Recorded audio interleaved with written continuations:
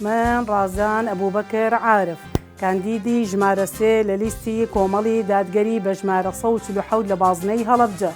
هاو نیشتیمانیانی خۆشەویست، دەنگ دەری بەڕێز لەم قۆناغەدا چەکی سەردەم بۆ گۆڕانکاری دەنگدانە. دەنگدانیش مافی تۆیە، متمانە و شکۆیە کە بە منی دەبەخشیت. پشتیوان بەخوای گەورە من داکۆکی کاری سەرسەختی بنەما شەرعیە نەگۆڕەکانی ئیسلام دەبم و شوناستان دەپارێزم و بەها باڵاکانی کۆمەڵگە دەکەمە ئامانجی کاری لە پێشینەم.